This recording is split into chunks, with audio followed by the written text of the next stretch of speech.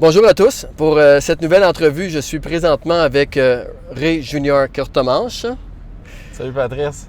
Bonjour, bonjour Ray. Merci d'être avec moi aujourd'hui. Donc, pour ceux qui ne connaissent pas Ray Junior, c'est vraiment un entrepreneur, pour ne pas dire immopreneur en série. Beaucoup de gens le connaissent, entre autres, pour Cité Mirabel qu'il a fondé. Et c'est là qu'on est présentement. On se promène un peu dans le projet.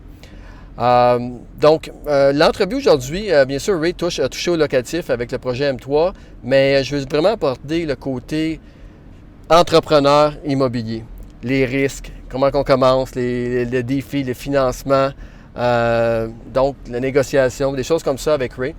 Donc, Ray, si tu peux peut-être te présenter là, où est-ce que tu en es rendu dans ton entreprise? Oui, bien dans le fond, en ce moment, on est en train de travailler sur le projet de la Cité de Mirabel qui est à la sortie 28 de l'autoroute 15 sur la rive nord de Montréal. Puis les rues sont quasiment toutes terminées. On a commencé le projet ici, ça doit faire environ 48 mois. Puis on a fait vraiment une mixité, fait qu'on a une zone où est-ce qu'on va retrouver le projet M3, le condo locatif. Puis oui.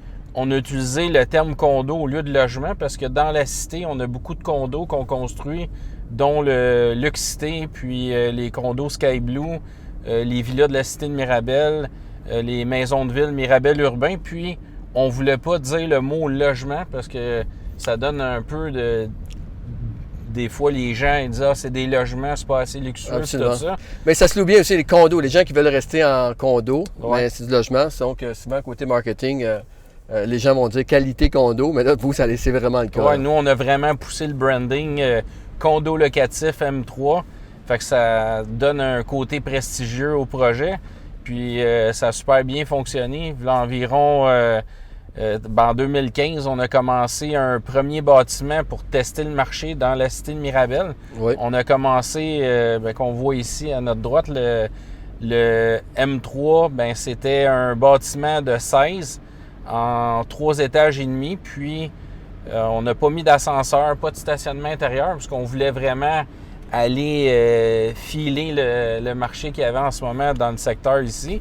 Puis c'était tout nouveau, fait qu'on voulait pas partir avec un bâtiment de 6 ou 8 ou 10 étages en locatif, puis là, de se planter. Fait que la meilleure chose, c'est d'y aller vraiment conservateur, puis pas prendre un trop gros risque. On va revenir sur le locatif tantôt, mais avant ça, j'aimerais ça que tu nous contes un peu ton histoire, c'est-à-dire comment tu as commencé. Premièrement, là, t'es-tu un entrepreneur né? Est-ce que tu avais ça dans le sang ou c'est par la force des choses tu t'es ramassé comme entrepreneur? Dans le fond, comment j'ai commencé, c'est que ma mère est partie, j'avais 3 ans, fait que c'est mon père qui m'a élevé au garage. Mon père était mécanicien, puis j'ai été élevé dans le garage avec les mécaniciens, fait que j'ai été tout de suite imprégné avec une éducation avec des adultes parce qu'on était loin du service de garde avec les petits jouets puis les dessins et tout ça. Fait que c'était des mécanos, puis le vocabulaire n'est pas fort, l'éducation n'était pas forte. Puis, mais quand même, bon, t'as appris à prendre ta place assez jeune, j'imagine. Exactement. Là-dedans. Puis là, j'étais pompiste, j'avais peut-être 3-4 ans. Là. Oh.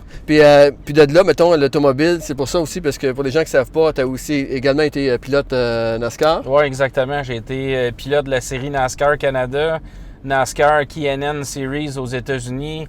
J'ai roulé en NASCAR camionnette Camping World aux États-Unis puis au Canada. J'ai roulé aussi en Formule Ford, dont... en 2012, au Grand Prix du Canada, je suis arrivé en 3e position. Oh, wow. Une belle émotion à vivre pour un humain. Fait que le garage, justement, ça m'a donné la passion de l'automobile. Puis mon père, il était pilote de course. Puis là, tous les week-ends, on était sur des circuits de course. Puis mon père, il gagnait énormément de courses. Puis c'est là que mon côté entrepreneurial a débuté. On était à côté de Chabanel dans le temps, Saint-Laurent, puis tout ça. Puis là, les gens d'une usine de chandail étaient clients au garage à mon père pour réparer leur camion de livraison puis tout ça. Puis là, ils ont fait des T-shirts à l'effigie de mon père, dans le fond, puis sa voiture de course Tilou numéro 5.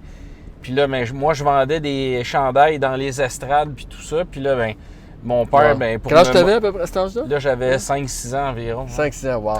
Puis là, mon père me donnait à moitié de l'argent des t-shirts. Lui, il en gardait à moitié, puis il en refaisait imprimer d'autres. Puis là, à un moment donné, on vendait plus de t-shirts. Puis là, on a remarqué que tout le monde avait des t-shirts noirs dans les estrades. Fait que la stratégie de marketing, c'était de trouver un t-shirt avec une autre couleur. Puis là, on en a revendu encore une autre grosse batch parce que là, les gens voulaient avoir une nouvelle couleur. Puis par la suite, donc, ça fait que là, bon, bien sûr, l'école, continuer ça tout doucement. À partir quel moment que tu as eu ta première entreprise, là, qu'on pourrait dire profitable? Là, j'ai C'était-tu dans l'immobilier ou non? Ça est un petit peu relié. Dans le fond, c'était dans l'aménagement paysager. Fait que je coupais des gazons des voisins, le déneigement l'hiver. Ça, c'était à l'âge de 14 ans. Puis quand j'ai eu mon permis de conduire à l'âge de 16 ans, j'ai acheté mon premier camion avec une pelle en avant. Fait que j'ai toujours été un peu attaché dans le milieu de l'habitation, les maisons, le bâtiment commercial, bâtiment Puis là, tu as commencé, tu es dans le secteur, dans quel coin que tu étais? À Laval, quand j'ai commencé, j'étais à Laval, à Duvernay, près du pont Papineau, puis le boulevard Lévesque. OK. Puis là, je sonnais aux portes, puis j'offrais aux clients de tondre leur gazon. Puis comme ça, je me suis monté une clientèle. Puis à un moment donné, à l'âge de 16-17 ans, j'étais rendu avec 6 pick-up, 3 équipes de 3 gars par camion. Puis chaque équipe entretenait 100 maisons. Fait que j'avais environ 600 clients dans l'aménagement paysager.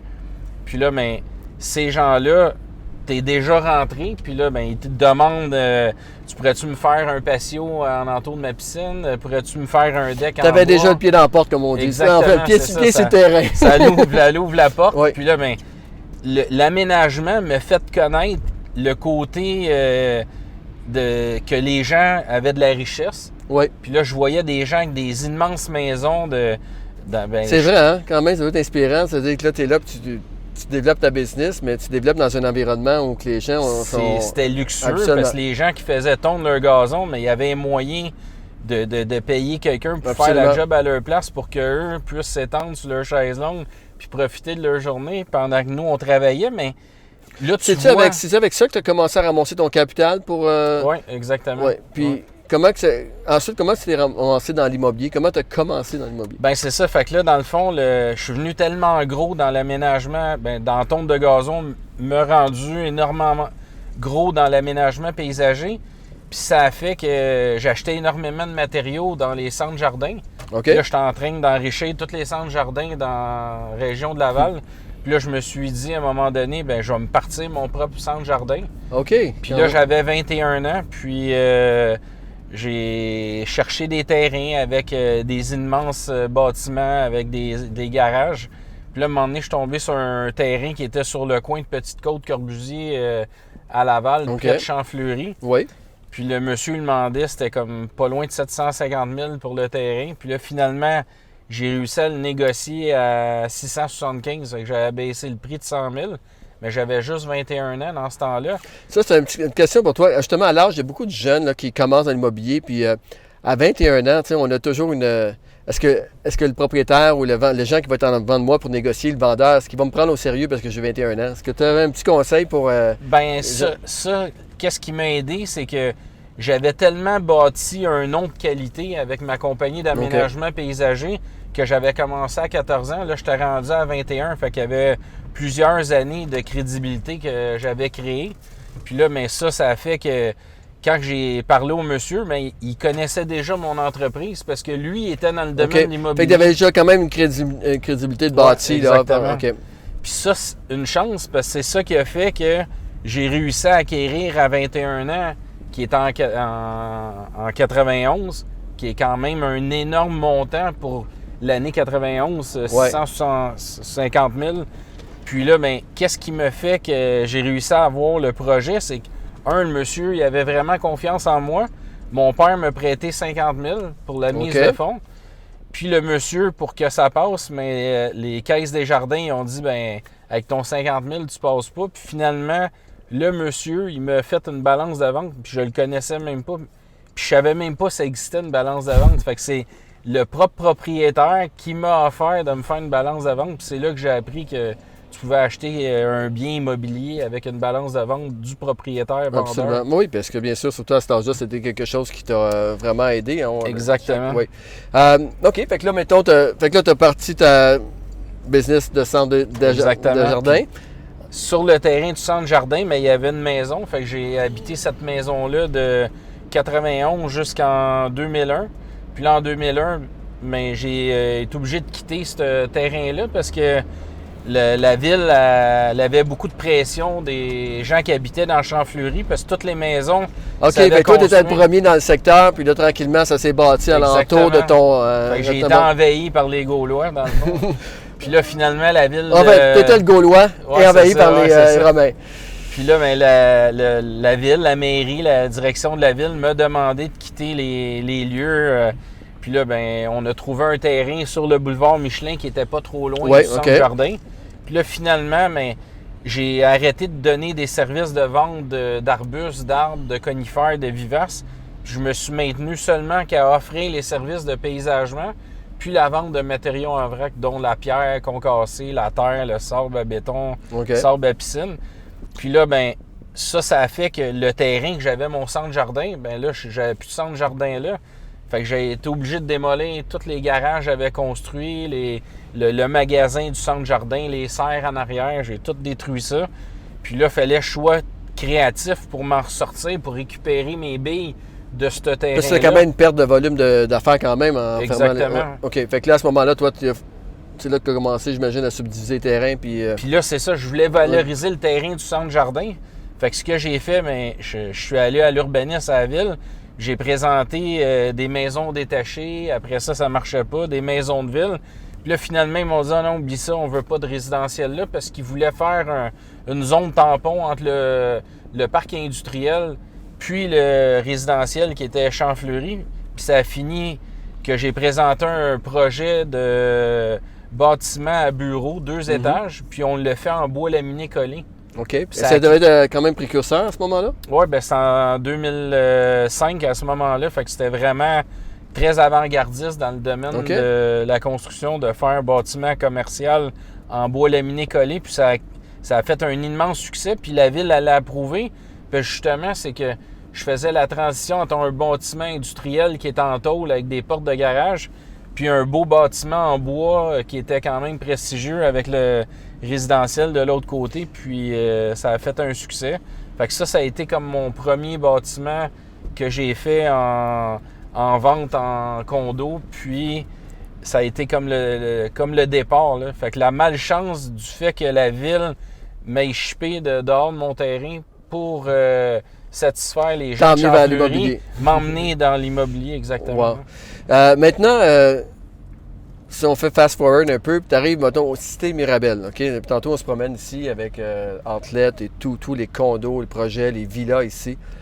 Comment l'idée est arrivée là-dessus, puis comment tu as démarré ça? Est-ce que c'était planifié d'avance? Est-ce que c'était quelque chose que tu convoitais depuis longtemps? Bien, ça aussi, c'est encore un autre accident, c'est que après avoir fait mon bâtiment en laminé collé, l'ancien terrain du centre-jardin, j'ai bâti une bâtisse sur Curé-Labelle, près de boulevard de la Seigneurie. Puis, il y a un monsieur qui est venu visiter un projet résidentiel que je faisais à domaine des châteaux de Brisac. C'était des maisons assez cossues, 1,5 million.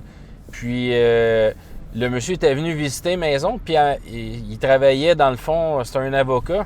Puis, il cherchait en même temps un bureau d'affaires. Puis là, en faisant des recherches, il a rappelé Annie, ma conjointe, qui était la représentante aux maisons à Château de Brisac. OK. Puis là, il a dit « Hey, j'ai vu votre annonce, c'est drôle, je retombe sur vous. Vous m'avez fait visiter maison à Lorraine, tout ça. » Puis là, il dit « Je suis intéressé à m'acheter un condo commercial pour faire un bureau pour mes bureaux d'avocat. » Puis là, finalement, ben Annie a jasé avec le monsieur. Puis là, c'est là que ce monsieur-là, il a commencé à dire « Annie, penses-tu que Ray serait intéressé pour un immense projet que j'ai des contacts qui était l'anciennement Lac Mirabel? » Mais à ce moment-là, moi-même, je savais même pas c'était quoi le projet Lac Mirabel. Oui, j'ai déjà entendu parler de ça, mais justement, ça n'a jamais décollé. Ou, Ben, dans le fond, c'est la banque Morgan Stanley, qui est une banque aux États-Unis, avec Sheldon Gordon, le monsieur qui a fait le Caesars Palace à Las Vegas. OK, oui.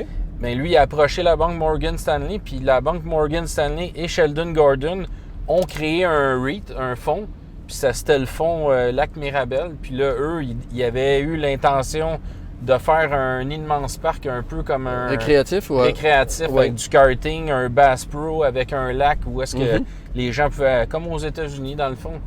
Puis là, finalement, quand il y a eu le crash boursier en 2008, ils ont pris leur projet, ils l'ont mis dans une chemise, ils l'ont foutu dans le classeur, ont fermé le tiroir, puis ils ont mis ça sur le hall. Puis là, ils ont géré la crise qu'ils vivaient aux États-Unis, là, OK. parce qu'ils recevaient des... Donc, pour eux autres, à ce moment-là, il n'était plus question de faire de développement au Québec. Là. Plus du tout. Non, c'était vraiment sorti de leur idée à eux. Là. OK. Donc, mais toi, bon, fait que le monsieur t'a approché. Fait que là, à partir de ce moment-là... À partir de ce moment-là, j'ai discuté avec le monsieur. Là, il m'a montré le projet. Puis là, il me parlait qu'il était rendu à 120 millions. Puis tout ça. Fait que quand il me comptait les chiffres, c'était hors de mes capacités financières. Puis là, j'ai commencé à discuter avec plusieurs personnes dans le domaine de l'immobilier. Donc, en premier, j'en ai parlé avec mes partenaires de Danam Banzai, Fred et Joe, parce qu'on faisait beaucoup de projets à Joliette, Repentigny, Laval, Bois-des-Filions. Fait que j'ai demandé à eux s'il y avait un intérêt à embarquer dans ce projet-là. Là, quand j'ai commencé à leur parler des chiffres, ils m'ont dit « T'es-tu malade, toi? » On n'embarque pas là-dedans, là. Ça n'a aucun bon sens, on passera pas à travers. Fait que j'ai persévéré, j'ai continué à rencontrer des gens, puis j'ai rencontré le groupe Mathieu, les frères Mathieu, qui sont aussi sur le site de la Cité de Mirabel avec leur projet de maison de ville Mirabel Urbain. Puis eux, ils ont acheté 318 lots, dans le fond, pour faire des maisons de ville. Mais à eux aussi, je leur avais affaire d'embarquer avec moi en partenariat dans tout le projet. Puis eux aussi ont décliné, mais il y avait un intérêt pour les terrains de maison. Mais là, tu as été négocié directement avec Morgan Stanley? Oui, mais avant ça, je voulais avoir un guerrier avec moi pour passer en travers. Puis là, on avait acheté des terrains dans la région de Laval, Daniel Proulx.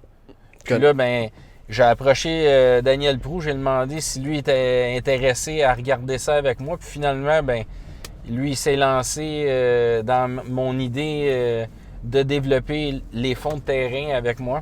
Puis là, finalement, on est partis tous les deux à New York rencontrer les gens de Morgan Stanley et Sheldon Gordon.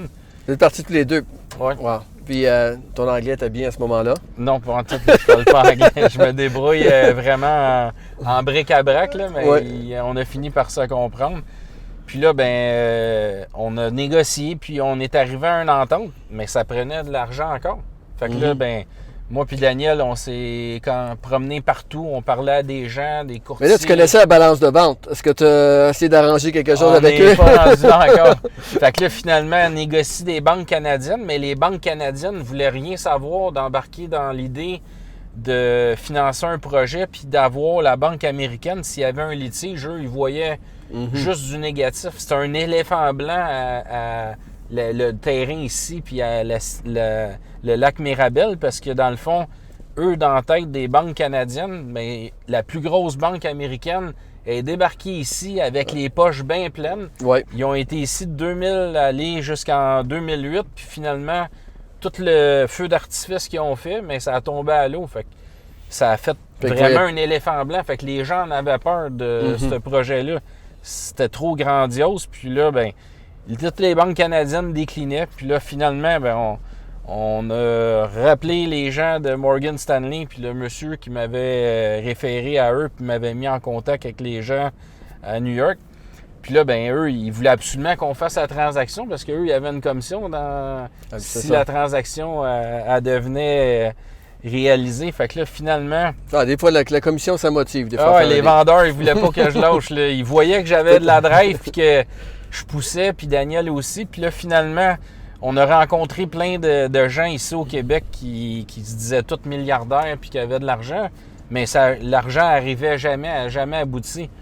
Puis là, finalement, on est retourné encore négocier avec les gens de Morgan Stanley. Puis là, on leur a dit, regardez, on a rencontré toutes les institutions financières, on a rencontré des prêteurs privés, on a rencontré des riches, des faux riches, puis finalement, il n'y a personne qui veut nous prêter de l'argent pour acheter votre terrain. Puis là, ben, ils ont vu qu'on poussait puis qu'on voulait vraiment, puis ça a fait que, justement, ils sont arrivés avec une balance de vente. Fait qu'on a donné un bon gros dépôt. Oui. Puis là, après ça, ben, on a rencontré les gens qui étaient intéressés, pas pour faire tout le projet, mais pour embarquer dans certaines parties dans le projet. Puis là, les frères Mathieu, ils ont acheté les 318 lots. Fait que l'argent qu'on a eu des frères Mathieu... Ça vous a aidé à décoller. Exactement. Ouais. Puis là, à toutes les fois qu'on faisait une transaction, on donnait tout l'argent à la Banque Morgan Stanley. Puis comment c'est passé, vous savez, avec la ville? Est-ce que vous avez eu de l'aide un petit peu de côté urbanisme? Ça aussi, au départ, c'était pas facile parce que le Morgan Stanley nous avait comme donné carte blanche pour développer le projet selon les idées qu'on avait avec le climat du Québec, parce que ce qu'eux avaient créé comme design, ça ne fitait pas avec le climat qu'on a ici, avec la neige. Puis, imagine un lac avec Bass Pro, puis que tu arrives l'hiver, le lac est plus fonctionnel, oui, la piste de karting ne marche plus, il n'y a plus de chaloupe. Fait que finalement, tu te ramasses juste avec des boîtes puis des magasins, mais rien qui emmène une complexité. Hein. Fait que nous, ben, on travaillait pour emmener... eux, au départ, c'était 800 portes. Nous, on l'a monté à presque 3000 portes. Fait qu'on amortissait l'ensemble de la valeur du terrain sur un plus grand nombre de portes. Fait que ça rendait plus réaliste de passer en travers du coût d'achat initial du projet. Puis là, ben, c'est de rajouter des idées pour que les gens soient intéressés à venir vivre sur le projet. Mais en même temps, eux, je veux dire, ça leur donnait une porte de sortie aussi. Tu sais, le risque pour eux, dans le fond... Ben eux, ils avaient trouvé un pion qui avait de la drive, puis qui avait faim, puis qui avait le goût de travailler, puis que eux, ça leur coûtait plus rien. C'est ça. Mais il y avait quand même... Tu avais quand même mis de l'argent là-dedans aussi. Là. Comme tu dis, tu avais donné un bon dépôt, puis tu avais de quoi... Mais ils pouvaient encore se retirer puis garder notre argent si on n'arrivait pas à terme. OK. Fait parce qu'on avait environ comme 2 ans et demi pour arriver à tout payer. Fait que là, ben, quand on a commencé à faire des transactions avec les frères Mathieu, avec mes partenaires de Danam Bonsaï, mais là, on a créé des idées de projet, des concepts comme le M3, le Luxité. Puis là, on a drivé ces projets-là, on a créé un momentum. On a été, mettons, avec la dernière émission d'Occupation Double, ça a fait connaître, dans le fond, le projet Luxité. Fait qu'on a vendu beaucoup de condos. Ça a beaucoup aidé, oui. Ça a donné de la crédibilité aussi à Danam Bonsaï, à notre groupe. Puis là, ben, ça a starté de cette façon-là. Good. Puis là, ben, aujourd'hui, c'est rendu... Puis, ben, bon, justement, c'est rendu quand même énorme. Puis, content de voir que tu as vraiment risqué vraiment tout ce que tu avais là-dessus. La totale. Wow. Puis, maintenant, qu'est-ce qui a poussé vers construire du locatif dans le projet? Ben, parce que les condos, tu es parti, exactement. C'est quand on a commencé, dans le fond, le projet à Cité de Mirabel, mais on avait acheté des terrains à Saint-Augustin. Puis on avait 12 terrains pour faire des triplex. Puis c'est là qu'on a commencé à goûter au locatif. Fait qu'on on bâtissait un triplex. Puis en le construisant, il se louait. Là, on en reconstruit un autre, il se loue. Puis là, ben, on a continué à pousser la location. Puis on les louait avant des montées. Mais toi qui as fait le condo et aussi le locatif, là, c'est quoi l'avantage du condo versus le locatif et vice-versa? Là? Ben nous, dans notre grosseur d'entreprise, dans Danam Bonsaï, Fred, Joe et moi, c'est que si tu veux faire du locatif puis avoir comme beaucoup de portes, vu qu'on vient pas de famille fortunée, c'est nous qui créons notre cash flow. Fait que qu'est-ce qui nous aide, dans le fond, c'est d'avoir justement construit beaucoup de portes de condos puis de maisons. Ça nous emmène du cash flow rapide. Rapide, OK. Puis avec ce cash flow-là, ben, on investit dans nos bâtiments locatifs. Parce que si on n'aurait pas ça, on n'aurait pas de levier. Puis là, il aurait fallu puis ensuite, le locatif va ensuite créer l'équité pour pouvoir faire d'autres projets. Futur, exactement. Puis ce qui est intéressant aussi, c'est que ça te fait un panier aussi à long terme aussi. Parce qu'à un moment donné, ça devient retraite, soufflant. Exactement. Là. Toujours courir après la retraite, terrains. Ça va-tu arriver, ça? Ben, il y en a qui disent qu'il faudrait que j'en prenne une un jour, mais à date, il faut travailler, il faut passer en travers. Tu sais, on a 15 millions de pieds carrés, fait qu'un éléphant, ça se mange une bouchée à la fois. Absolument. Puis c'est la même affaire avec la Cité de Mirabel. Chaque bout de terrain, à chaque année, on rajoute un nouveau gros morceau, puis là, ben, on remplit le terrain graduellement avec le temps. As-tu des projets futurs, un rêve, quelque chose que tu aimerais partager peut-être quelque chose là, qui te motive à tous les jours, malgré tous les problèmes qu'on voit dans l'immobilier. Ça prend quelque chose de plus gros que le projet qu'on est en train de faire présentement? Ben dans le fond, ce que j'aimerais vraiment mettre à terme dans la cité de Mirabel, dans le fond, ou un loisir. Un loisir, cité Mirabel. Ben, mettons, à cité de Mirabel, je dirais le loisir après. Dans le fond, à cité, j'ai vraiment hâte de créer l'hôtel. Okay. Dans le fond, le concept de l'hôtel avec la salle de spectacle au rez-de-chaussée, créer quelque chose qui est vivant, comme un hôtel à Las Vegas un peu. Oui. Que tu arrives à l'hôtel, tu as une immense hall d'entrée, tu as une salle de spectacle au rez-de-chaussée. Puis là, ben, tu peux t'amuser, faire la fête, puis si te consommer... donner vraiment une destination, une là, plaisir. Une demi-bouteille de vin, tu peux pas conduire ta voiture parce que tu deviens à risque. Alors, tu te loues une chambre d'hôtel, puis tu peux dormir là. Puis sur le toit, on veut faire une chapelle où est-ce que les gens puissent se marier, parce qu'on a le terrain de golf, les 4 domaines. Okay. Fait que le terrain de golf, les 4 domaines, lui... Il contemple les gens qui veulent faire un mariage plus champêtre. Puis le toit de l'hôtel à 150 pieds d'altitude, bien, ça fait un mariage plus contemporain, fashion. Bonne idée, ça. C'est bien, ça. Ouais. C'est fun d'avoir la vision comme ça. C'est vraiment important. Puis côté loisir, as-tu un... Ben côté loisir, ben, j'ai ma compagnie d'avion Black Shape. Fait que j'aimerais ça faire plus d'heures de vol. Puis... j'avais commencé aussi à prendre mes cours pour l'hélicoptère. Fait que j'ai fait beaucoup d'heures d'hélico, mais il faut en faire encore. Fait que ça, c'est vraiment le temps là, que tu as hâte d'avoir le temps. Ça prend du temps. Comme les 2 dernières années, je n'ai même pas fait 1 heure de vol avec mes propres avions. Puis mes pilotes, ils font tous les shows d'aviation, les salons. Écoute, honnêtement, j'ai vu des photos, là, j'ai pas. Et c'était quand même impressionnant comme avion, là. Puis c'est vraiment. C'est très. Je mettrai le lien au bas de l'entrevue, dans le texte, je vais mettre le lien de Black Shape. Black Shape, OK. Donc, puis là, mais dans le fond, ce que j'aimerais vraiment faire, puis qu'est-ce qui a fait énormément connaître la cité de Mirabel aussi, c'est que je pilote de NASCAR. Fait que j'aimerais ça. Faire une course en circuit routier, en NASCAR Xfinity, dans le fond. Ben, pas Xfinity, c'est le... Oui, c'est ça, c'est l'Xfinity maintenant. Parce qu'avant, c'était le Nationwide. Ouais. Puis là, il y a un nouveau commanditaire. Fait que t'aimerais ça emmener ça ici? Ben, j'aimerais ça rouler là-bas en NASCAR Xfinity. Ouais. Wow. Fait que, ben Ray, écoute, super intéressant. Si tu aurais un conseil à donner aux gens, as-tu un livre ou un mentor, là... que tu as écouté, que tu as inspiré? Ou... Ben moi personnellement, là, puis je me retrouve vraiment dans ce livre-là. Ça a tombé par hasard. Il y a quelqu'un... J'ai toujours aimé Walt Disney, Mickey Mouse. Puis vu que j'ai pas été à l'école, j'ai pas lu grand livre dans ma vie. Je dirais peut-être même seulement qu'un. Okay. J'ai lu justement le livre Les 100 ans de Walt Disney. Fait que ça raconte l'histoire complète de Walt Disney. C'est intéressant le parallèle qu'on peut faire ça avec la cité Mirabel, parce que puis, vraiment... Tu l'as-tu lu?